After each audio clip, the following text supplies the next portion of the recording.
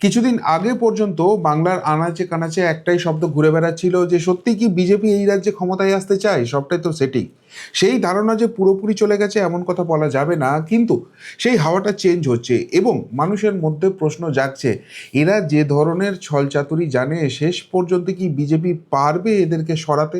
যত যাই চেষ্টা করুক এমন খেলা লাস্টে খেলে দেবে যে সব কিছু গুবলেট হয়ে যাবে। অর্থাৎ হাওয়া একটা পরিবর্তন হচ্ছে, ফুললি না হলেও একটা বড় অংশের মধ্যে এই ধারণা এসেছে। এবং আপনারা জানেন যে বিজেপি কিন্তু বিভিন্ন সমীক্ষক দল তারা কিন্তু ময়দানে কাজ করছে, তাদেরকে নামিয়ে দিয়েছে। অন্তত 8 থেকে 10টা সমীক্ষক দল প্যারালাল কাজ করে যাচ্ছে, তাদের রিপোর্ট ডেইলি বেসিসে দিল্লিতে জমা পড়ছে। ফলে এই যে হাওয়া বদলের ছবিটা, সেটা দিল্লিতে অমিত শাহের টেবিলে কিন্তু জমা পড়েছে। আর জমা পড়ার পরই কিন্তু অমিত শাহজি বুঝে গেছেন যে বাংলা দখলের জন্য ক্ষেত্র প্রস্তুত হয়ে গেছে।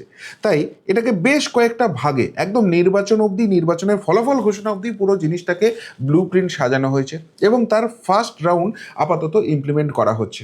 এবং এক আধটা নয়, 10টা স্ট্র্যাটেজিতে বাংলাকে ঘেরা হচ্ছে, যাতে করে নির্বাচনের আগেই কার্যত ছারখার হয়ে যায় ঘাসফুল শিবির এবং ময়দানে তাদের লড়ার মতো শক্তিটাই না থাকে, ক্ষমতায় না থাকে, সেই জায়গাটাকে পুরোপুরি তৈরি করা হচ্ছে। কি 10টা স্ট্র্যাটেজি, এক এক করে আপনাদের সামনে নিয়ে আসি। প্রথমেই যে স্ট্র্যাটেজিটাকে সবথেকে বেশি কনসেন্ট্রেশন করা হচ্ছে এবং সবথেকে বড় দায়িত্ব শুভেন্দু অধিকারীকে দেওয়া হয়েছে, সেটা মিডিয়াকে হ্যান্ডেল করাই হোক, নির্বাচন কমিশনে গিয়ে আপডেট করা হোক এবং কেন্দ্রীয় নেতৃত্বকে জানানো হোক, কেননা তার অভিজ্ঞতা, তার রাজনৈতিক ব্যাপ্তি, তার রাজনৈতিক দক্ষতা এবং হাতের তালুর মতো পশ্চিমবঙ্গকে চেনার জন্য, সেটা হচ্ছে এসআইআর। সব থেকে গুরুত্বপূর্ণ এই নির্বাচন জিততে গেলে যেখানে যা খুশি হয়ে যাক, যদি এসআইআরটা সঠিকভাবে না করা যায়, যে জালি ভোট, যে ভুয়ো ভোটটা আছে তার অন্তত 80%কে এলিমিনেট করা না যায়, তাহলে যে স্ট্র্যাটেজি নিয়ে নেওয়া হোক, যা খুশি করা হোক, এই পশ্চিমবঙ্গে বিজয় সম্ভব নয়। যে পরিমাণ এখানে ভুয়ো ভোট, জালি ভোট ঢুকিয়ে দেওয়া আছে এবং সেইটাকে ব্যবহার করে, সেই ভোট মেকানিজমটাকে ব্যবহার করে ফলকে এদিক থেকে ওদিক করে দেওয়া হয়, সেটা কিন্তু মারাত্মক। তার ফলে ফার্স্ট রাউন্ডের কাজ এসআইআর শেষ হয়েছে এবং সেটা স্যাটিসফ্যাক্টরি। যেটা এক্সপেকটেশন ছিল অন্তত 35 থেকে 40 লক্ষ নাম প্রথম পর্বে বাদ যাবে, সেটাই 58 লক্ষ বাদ গেছে। কিন্তু এখানেই আত্মতুষ্টির কোনো জায়গা নেই। যেটুকুনি ইন্টারনাল হিসেব বলছে 1.5 কোটিরও উপর জালি ভোটার এখনও কিন্তু ঢুকিয়ে দেওয়া আছে। সেই সংখ্যাটা এক্স্যাক্ট কত, এখন যে ডেটা আছে, যেটা এই ভোটার লিস্টটা প্রকাশিত হবে, ড্রাফট রোলটা প্রকাশিত হবে, তারপর ক্লিয়ার হবে। কিন্তু প্রাইমারি যে আইডিয়াটা মিলছে, যেটা ইলেকশন কমিশনও অনেকটা তাদের সঙ্গে সহমত পোষণ করছে, 1,67,লক্ষ ভুয়ো ভোটারের একটা থাকতে পারে এমন আন্দাজ তারা দিয়েছে, বিজেপির সঙ্গে সেই ক্যালকুলেশনটা কিন্তু মিলছে। ফলে এই যে সেকেন্ড রাউন্ডটা, এটা সব থেকে ক্রুশিয়াল, যেখানে হিয়ারিং পর্ব হবে, যেখানে ভুয়ো নাম ঢুকিয়ে আছে, সেই লিস্টটা চোখের সামনে দেখা যাবে, সেটাকে অ্যানালাইজ করা আছে। সুতরাং সেটাকে ছাড়ার কোনো জায়গা নেই। প্রতি ইঞ্চিতে এসআইআরটাকে দেখে নিতে হবে এবং জাল ভোট 100% করা সম্ভব হবে না, কেননা যে পরিমাণ চুরি দুর্নীতি এখানে চলছে এবং যেভাবে বাধা সৃষ্টি করা হচ্ছে, 100%-এর এক্সপেকটেশন বিজেপিও করছে না, কিন্তু অ্যাটলিস্ট 80% করতে হবে। সেটা করা গেলেই কিন্তু একটা বড় সাফল্য হবে। সুতরাং এসআইআর নিয়ে কোনো ডিলেমি দেওয়ার জায়গা নেই, এসআইআরটাকে পাখির চোখ করে এগোতে হবে। বাকি কাজটা যে স্পিডে ফার্স্ট রাউন্ড হয়েছে সেইভাবেই কিন্তু করতে হবে। 2 নম্বর যে জায়গাটা, যেটা এই যে সেটিং থিওরিটা ঘুরছে, সেটাকে একদম পুরোপুরি গঙ্গায় বিসর্জন দিয়ে দেবে, সেটা হচ্ছে এই রাজ্যের যে মেন কালপ্রিটগুলো রয়েছে, সেইগুলোকে এবার একে একে জেলে পোড়ার ব্যবস্থা করতে হবে। সেটার জন্য আদালতের উপর আইনি লড়াই হোক, সেটার উপর কেন্দ্রীয় সংস্থাগুলোকে চাপ দেওয়া হোক, সেটার জন্য যা সাম দাম দণ্ডভেদ লাগানো হোক। কিন্তু মানুষ তখনই বিলিভ করবে যখন তারা চোখের সামনে ফলটা ফলতে দেখবে। এখন এই গ্রেপ্তারি কোনো কারণে আইনি বাধায় এইসব করে আটকে গিয়ে যদি একদম ভোটের মুখে হয়, তাহলে একটা হাওয়া তোলার বিপক্ষ সুযোগ পাবে যে ভাই দেখো ভোট আসছে, সেই জন্য এগুলো হচ্ছে, না হলে হচ্ছে না। সেই জন্য এখন থেকেই এই জায়গাটা শুরু করতে হবে এবং সেখানে কার্যত সাপে বর হয়ে গেছে এই ন্যাজাট কাণ্ডটা, যেখানে শাহজাহানের সাক্ষীকে গাড়ি চাপা দিয়ে মেরে ফেলার চেষ্টা করা হয়েছিল। ফলে এই যে মামলাগুলো রয়েছে, এগুলোকে রাজ্যের বাইরে নিয়ে যাও, প্রভাবমুক্ত জায়গায় বিচার ব্যবস্থার আন্ডারে নিয়ে এসো এবং এই গ্রেপ্তারির ব্যবস্থাটা করো। এখানে আর রিয়াক্ট করার কোনো জায়গা নেই। এবং হ্যাঁ, সব থেকে গুরুত্বপূর্ণ, সব থেকে বড় মাথা যেটার দিকে তাকিয়ে বসে আছে গোটা বাংলা, এবার তাকেও ক্যাপচার করার প্রয়াস শুরু করো। ওই আর ছেড়ে রাখার জায়গা নেই। এনাফ ইজ এনাফ, সেই জায়গাটাও কিন্তু প্রচণ্ড ক্রুশিয়াল হতে চলেছে। ফলে ধর পাকড় এর গতি বাড়াতে হবে, এবং সেই গতিটা কিভাবে বাড়বে? আদালতের সেখানে লড়াই করো, সেখানে কেন্দ্রীয় সংস্থার উপর চাপ সৃষ্টি করো, যেভাবে হোক রাজনৈতিকভাবে চাপটা রাখো, এবং রেখে এইটাকে কিন্তু এক্সিকিউট করাতে হবে, না হলে মানুষের বিশ্বাসটা ফেরত পাওয়া যাবে না। 3 নম্বর যেটা আরও ক্রুশিয়াল, সেটা হচ্ছে যে এতদিন যেটা বিজেপির স্ট্র্যাটেজি ছিল বাংলায়, সেখান থেকে কিছুটা ডিফার করছে। এতদিন মেন স্ট্র্যাটেজি কী ছিল? যে ভাই যেখানে যে যা করছে করুক, আমরা আমাদের ভোটটা কনসলিডেট করব, আমাদের যে গড়গুলো রয়েছে সেই জায়গাটাকে আমরা অক্ষত রাখবো। কিন্তু এবারে কিছুটা স্ট্র্যাটেজি চেঞ্জ হচ্ছে, সেটা হচ্ছে বিপক্ষের যেটা একদম শক্ত ঘাঁটি রয়েছে সেইখানে আঘাত আনো, এবং সেটাকে ভেঙে তছনছ করে যাও, যাতে তাদের ঘরটা এরকম ডিস্টার্বিং অবস্থায় যখন থাকে, সেই দিকটা সামাল দিতে যখন তাদের ত্রাহি রব হবে, তখন নিজেদের যে গড় রয়েছে, নিজেদের যে কনফিডেন্সের জায়গা রয়েছে, সেটাকে আরও বেশি ডেভেলপ করো, আরও শক্তিশালী করো, সেখানে জয়টাকে ছিনিয়ে নাও। এবং সেই কারণেই দেখবেন এই হুমায়ুন কবির, যিনি বিদ্রোহী হয়ে বেরিয়ে এলেন, তাকে নিয়ে বিজেপির স্টান্স কিন্তু ধীরে ধীরে চেঞ্জ হচ্ছে। 2 নম্বর কথা, শুধুমাত্র হুমায়ুন কবির নয়, আরও অনেককেই কিন্তু এই জায়গাটায় কাজে লাগানো হচ্ছে। তার সর্বশেষ সংযোজন তেজপ্রতাপ যাদব, লালু প্রসাদের ছেলে, যিনি বিহারের ভোটের লড়াই করেছেন এবং শূন্য পেয়েছেন, কিন্তু তিনি একটা বড় অংশের ভোট কেটেছেন, এবং সেই ভোটটা কাটার জন্য কিন্তু কংগ্রেস এবং আরজেডির ওই ভরাডুবিটা হয়েছে। এই তেজপ্রতাপের একটা অ্যাকসেপ্টেন্স তৈরি হয়েছে, এবং এই যে লালু জামানার দুর্নীতি বা তেজস্বী যাদবদের দুর্নীতি, তার বিরুদ্ধে লড়াই করছেন, এই মুখটা কিন্তু ক্রমশ হয়ে উঠছে। ফলে আগামী দিনে বিহারের রাজনীতি তার একটা ইম্পর্টেন্ট রোল আসতে চলেছে। হয়তো ক্ষমতায় আসবেন না, কিন্তু বিপক্ষ শিবিরে তিনি একটা গুরুত্বপূর্ণ মুখ হবেন। এবং তেজপ্রতাপও যেটা বুঝেছেন যে এই জায়গায় তাকে শুধুমাত্র বিহারের রাজনীতিতে আটকে থাকলে হবে না, বিহারের রাজনীতিতে ইম্প্যাক্ট করতে গেলে সর্বভারতীয় রাজনীতিতে তাকে আসতে হবে। আর সেই জন্য তিনি আপাতত বিহারের গণ্ডি ছেড়ে তিনি অন্যান্য রাজ্যে দেখছেন, কেননা বিহারে তার যেহেতু শূন্য পেয়েছেন, বিশেষ কিছু করার নেই, এবং সেখানে সবথেকে বড় চোখ যদি কিছু থাকে সেটা হচ্ছে বাংলা এবং তারপর উত্তরপ্রদেশ।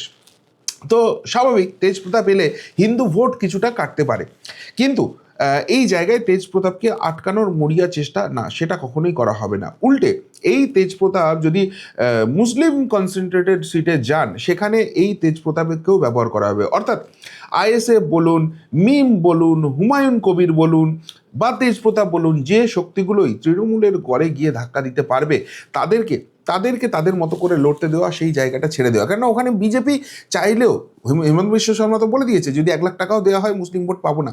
ফলে এই যে স্ট্র্যাটেজিটা, বিপক্ষের ঘরকে ভাঙো, তাদের যে ভোট ব্যাংকটা রয়েছে সেটাকে ধরাশায়ী করো, সেটাকেও কিন্তু বেশ ভালোভাবে এনকারেজ করা হবে। 5 নম্বর যে জায়গাটা, যে বিজেপি ইতিমধ্যেই কিন্তু ক্যাটাগরাইজ করে নিয়েছে যে কোন কোন আসনে লড়া হবে, কোন কোন আসনগুলোতে কনসেন্ট্রেট লড়া হবে, ইন দ্য সেন্স একদম জেতার জন্য লড়ার কথা বলছি। সেখানে একদম টপ ক্যাটাগরিতে কোনগুলো রয়েছে, সেকেন্ডারি ক্যাটাগরিতে রয়েছে, থার্ড ক্যাটাগরি, ফোর্থ ক্যাটাগরি, এরকম করে তারা ভাগ করে নিয়েছে। এখন যে আসনগুলোতে তারা জেতার লক্ষ্য করছে, সেখানে মোটামুটি 244টা আসনে একদম ফুল ফ্লেজেড ফাইটটা দেওয়া হবে। 294 আসনে নয়, 50টা মতো আসন থাকে, সেখানে বিজেপি লড়বে, কিন্তু সেটা এই মুহূর্তে জেতার মতো জায়গায় নেই, তারাও বুঝতে পারছে। ওই 244টা আসনকে করা হবে। এখন এই 244টা আসনে ব্লক ধরে, ওয়ার্ড ধরে, বুথ ধরে পুরো জায়গাটা তারা দেখতে চাইছে। একদিকে এসআইআর চলছে, এসআইআর প্যারালাল কিন্তু এই কাজটাও চলছে, যে সেখানে কাদের নাম রইলো, সেখানে কারা আমাদের মনোভাবাপন্ন রয়েছে, এরা কেন ভোট দিতে পারে না, এদের কোথায় কি অসুবিধা রয়েছে, এদেরকে বুথ অবধি পৌঁছতে গেলে কি করতে হবে, সেই সমস্ত খুঁটিনাটি স্ট্র্যাটেজি কিন্তু তৈরি হতে শুরু করে দিয়েছে। একটা পুরো ডেডিকেটেড টিম এটার উপর কাজ করছে। কোন আসনে যেতে হবে, কত ভোট আসতে পারে, কেন ওইখান থেকে ভোটটা আসবে না, এখানে চেষ্টা করলেও হবে না, এখানে আর একটু বেশি চেষ্টা করতে হবে, প্রত্যেকটা স্ট্র্যাটেজি তৈরি হচ্ছে, যাতে করে যখন ক্যান্ডিডেট ডিক্লেয়ার হবে তারা সেই স্ট্র্যাটেজি অনুযায়ী কাজ করতে পারেন এবং ফাইনালি জেতার জন্য তারা একটা পজিটিভ জায়গায় থাকেন। এর পাশাপাশি আর একটা খুব গুরুত্বপূর্ণ কাজ বিজেপি করছে, সেটা হচ্ছে বিজেপি কেন্দ্রীয় নেতৃত্ব এতদিন সাংগঠনিক ব্যাপার এবং সেটা গ্রাসরুট লেভেলের সংগঠন, সেটা নিয়ে খুব একটা বেশি মাথা ঘামায়নি। সেটা রাজ্য কমিটি, জেলা কমিটি, তাদের উপরই ছেড়ে দেওয়া হয়েছিল। কিন্তু তার ফলে যেটা হচ্ছে, বিজেপির অভ্যন্তরের একটা অংশ তারা মারাত্মক সব অভিযোগ পাঠাচ্ছে। কি অভিযোগ পাঠাচ্ছে? যে এই দলের মধ্যেই বেশ কিছু নেতা রয়েছেন, বেশ কিছু গোষ্ঠী রয়েছেন, যারা আদতে বিজেপি হলেও ভেতরে তারা বিপক্ষ শিবিরের সঙ্গে সংযোগ রেখে চলেছেন। ফলে এরা বিজেপির লাভের থেকেও ক্ষতি করে দিচ্ছেন, এবং এগুলোকে ওই প্যাকের বুদ্ধি অনুযায়ী প্ল্যান্ড করা হয়েছে। এরাই কিন্তু বিজেপির সর্বনাশটা করে দিয়েছে। এদের থেকে যদি দলটাকে রক্ষা করা না যায়, এদের থেকে যদি দলটাকে প্রোটেক্ট করা না যায়, তাহলে কিন্তু আগামী দিনে খুব প্রবলেম আছে। তো এই যে অভিযোগ বারবার বারবার জমা পড়েছে, এইটা নিয়ে এবার ভাবনা চিন্তা কেন্দ্রীয় নেতৃত্ব করতে শুরু করেছে এবং এটাকে কিভাবে প্রুফ করা যায় যে সত্যি এরকম আছে কিনা, নাকি এটা যারা পদ পায়নি তাদের একটা চিৎকার চেঁচামেচি, কোন সত্যিটা সেটা জানার দরকার আছে। এইটা করার জন্য একটা ভালো স্ট্র্যাটেজি নেওয়া হয়েছিল। সেটা হচ্ছে এই যে বললাম না, 6টা-8টা সমীক্ষক দল কাজ করছে। তারা শুধুমাত্র সেখানকার ডেটা প্যাটার্ন অ্যানালিসিস করছে না, সেখানে গিয়ে মানুষের সঙ্গে কথা বলছে, বলে সেখানে তারা কী ধরনের প্রার্থী চাইছেন, কাকে মুখ করলে ভালো হবে, এই করে একটা তালিকা করছেন। এবং প্রত্যেকটা বিধানসভা ধরে ধরে 10জন 12জনের একটা শর্ট লিস্টিংয়ের জায়গা চলে এসেছে, যে এদেরকে এখানে যদি মুখ করা হয়, এখানে যদি ক্যান্ডিডেট করা হয়, তাহলে ভালো রেজাল্ট হতে পারে। কেউ এগিয়ে আছেন, কেউ পিছিয়ে আছেন। কিন্তু সেই যে সমীক্ষার রেজাল্ট, সেটা শুধুমাত্র কেন্দ্রীয় নেতৃত্বের কাছে আছে। সেটা না রাজ্য নেতৃত্ব, না জেলা নেতৃত্ব, না মণ্ডল স্তর, কাউকে জানানো হয়েছে। তাদেরকে একটা টাস্ক দেওয়া হয়েছিল যে এই যে বিধানসভা নির্বাচন আসছে, এখানে আপনারা 3জন করে নাম প্রত্যেকটা বিধানসভা ধরে ধরে পাঠান এবং সেই জায়গাটা আমরা দেখবো যে কারা এখান থেকে ক্যান্ডিডেট হতে পারে। নাও টেস্টিং ফেজটা কীভাবে হচ্ছে, এই যে 10-12 জনের নাম অলরেডি সমীক্ষক দল তুলে নিয়ে এসছে, বা বিজেপি নেতৃত্বের কাছেও তো বিশেষ বিশেষ সিট অনুযায়ী তাদের নামগুলো কিছু মাথায় আছে। তো এই যে 3জন করে নামগুলো গেছে, তার সঙ্গে কোনো মিল আছে কিনা, ওই 10-12 জনের মধ্যে যদি এই 3জনের নাম না থাকে, তার মানে এখানে কিছু গণ্ডগোল আছে। সেই জায়গাটাকে আরও ভালোভাবে খতিয়ে দেখা যে সত্যি সত্যি যে অভিযোগগুলো এদের বিরুদ্ধে গেছে সেটাই সত্যি কিনা। এরা বিজেপির ড্যামেজ করার জন্য এটা করেছে, এদের ক্যাপাবিলিটি নেই বলে এটা করেছে, বাস্তবের সঙ্গে কোনো রকম জনসংযোগ নেই বলে এটা করেছে, কি কারণে করেছে। অর্থাৎ সোজা কথায় এদের দিয়ে 2026-এর নির্বাচনটা জেতা সম্ভব হবে কি হবে না, সেইটা ছিল এই টেস্টিং ফেজটা। এবং সেই জায়গা থেকে এটা বিচার বিশ্লেষণ চলছে এবং আগামী দিনে যেখানে যেখানে যা যা পরিবর্তন করা সেটা করা হবে। এই সাংগঠনিক জায়গাটারও টেস্টিং কিন্তু চলছে। অর্থাৎ ওই আগের বার যেরকম করা হয়েছিল, যে নিঃশ্বাস বন্ধ হয়েছে বলে বহু মানুষ ওই দল থেকে এই দলে চলে আসবে, তাদেরকেই মুখ করে দেওয়া হবে, তাদের হাতেই ক্ষমতা ছেড়ে দেওয়া হবে, না, এবার কিন্তু সেই জায়গাটা হচ্ছে না। এটা একটা অত্যন্ত গুরুত্বপূর্ণ জায়গা হতে চলেছে। 7 নম্বর যেটা হচ্ছে যে এখানে একটা ধারণা মানুষের সঙ্গে কথা বলে যে সমীক্ষক দলগুলো আছে তারা রিপোর্ট দিয়েছে, যে দেখুন শাসক দল সম্বন্ধে একটা মানুষের নেগেটিভ ধারণা তৈরি হয়েছে। 34 বছর তারা বামেদের শাসন দেখেছে, তাদেরকে ফেরত আনার কোনো রকম কোনো প্রশ্ন নেই। কংগ্রেসের শাসন তার আগে দেখেছে, তাদের সর্বভারতীয় ক্ষেত্রে দেখেছে, এখানকার নেতৃত্ব দেখছে, সুতরাং তাদেরকেও দিচ্ছে না। কিন্তু এর মাঝখানে এই জিনিসগুলো তো বাংলার মানুষের জানা হয়ে গেছে। এখন বিজেপিও যদি এগুলোকে প্রচার করে যে এইগুলি নেগেটিভ নেগেটিভ, ঠিক আছে, আমরা তো নেগেটিভ জানি, কিন্তু বিজেপি এলে কি পজিটিভটা হবে, আমরা উন্নয়নটা কী পাবো, আমাদের সুবিধাটা কি হবে, ডবল ইঞ্জিন করলে কি হবে, এই জায়গাটা কিন্তু বাংলার মানুষের মধ্যে প্রশ্ন জেগেছে। ফলে এই যে বাংলা থেকে আগেরবার 18টা সাংসদ হলো, এবারে 12টা সাংসদ হলো, এবার রাজ্যসভায় একজন সাংসদ গেছেন, তার আগের বার একজনকে পাঠানো গেছে, কিন্তু তারপরেও বাংলার ভাগ্যে জুটেছে 2জন প্রতিমন্ত্রী। এই জায়গাটা বাংলার মানুষ ভালোভাবে নিচ্ছে না। ফলে নির্বাচনের আগেই মন্ত্রিসভার সম্প্রসারণ হওয়ার একটা জায়গা রয়েছে এবং সেখানে 2জন আরও মন্ত্রীও কেন্দ্রীয় মন্ত্রিত্ব তারা পেতে চলেছেন এবং খুব সম্ভবত বাংলা থেকে 1জন বা 2জন পূর্ণ মন্ত্রী হয়ে যাবেন। এই জায়গাটা বিজেপি করতে চলেছে। অর্থাৎ দেখো, বাংলার জন্য আমরা ভাবনা চিন্তা করছি, বাংলা আগামী দিনে ক্ষমতায় বিজেপি যদি আসে, ডবল ইঞ্জিন সরকার যদি হয়, সেখানে উন্নয়নের মডেলটা আমরা কিন্তু কেন্দ্রীয় স্তর থেকে শুরু করে দিয়েছি। এই পজিটিভ নোটটা, পজিটিভ বার্তাটা দেওয়া শুরু হবে এবং সেটা নিয়ে কিন্তু ভাবনা চিন্তা শুরু হয়ে যাচ্ছে। 8 নম্বর যে পয়েন্টটা, সেটা হচ্ছে যে এই যে সেটিং থিওরিটা, এটা তো ভাসানোর দরকার আছে। একদিকে যেরকম অ্যারেস্ট ফ্যারেস্ট সেই দিকগুলো রয়েছে, একদিকে কেন্দ্রীয় মন্ত্রিত্ব জায়গা রয়েছে, অন্যদিকে সর্বভারতীয় স্তরের যে নেতারা রয়েছেন তারা লোকসভা রাজ্যসভায় 1 ইঞ্চি জমি তৃণমূলকে ছাড়বে না। এবং সবথেকে গুরুত্বপূর্ণ, প্রতিটা বিষয়ে, ছোটোখাটো বিষয় যেগুলো এতদিন ইগনোর করে আসা হয়েছে, সেই জায়গাতেও কোণঠাসা করা হবে। বাংলার মূল প্রচার প্রসারের দায়িত্ব বাংলার নেতাদের থাকবে, কেননা ওই একটা ন্যারেটিভ এখানে তৈরি করা হয়, বহিরাগত নেতা, সেটা নেগেটিভ ইম্প্যাক্ট করে, সুতরাং বাংলার এটা করুন। কেন্দ্রীয় নেতারা কি করবেন? কেন্দ্রীয় নেতারা মূলত যেটা করবেন সেটা হচ্ছে এই কেন্দ্রীয় স্তরে লোকসভা এবং রাজ্যসভা স্তরে একদম যাকে বলে নাকে দড়ি দিয়ে ঘোরানো শাসক দলকে, সেই জায়গাটা তারা করবে। এবং তার রিসেন্ট নমুনা আপনারা পেয়েছেন, কিছুদিন আগে থেকে আপনারা দেখেছেন নির্মলা সীতারামন থেকে আরম্ভ করে জেপি নাড্ডাজি, তারা কিভাবে অ্যাটাক করেছে। তৃণমূল কোনো কিছু বলতে উঠলেই তারা যে চুরি করছে, তারা যে দুর্নীতি করছে, অন রেকর্ড তারা বলছে। রিসেন্টলি অনুরাগ ঠাকুরজি তিনি কি করেছেন, তিনি পরিষ্কারভাবে বলে দিয়েছেন যে এইভাবে এরা সিগারেট খাচ্ছে, এরা সিগারেট খাচ্ছে সংসদের মধ্যে। অর্থাৎ তৃণমূল মানেই একটা অসভ্যতা, তৃণমূল মানেই কোনো নিয়ম নীতির ধারবো না, তৃণমূল মানেই বাংলার মাথাটাকে নিচু করে দেবো, তৃণমূল মানেই চুরি দুর্নীতি।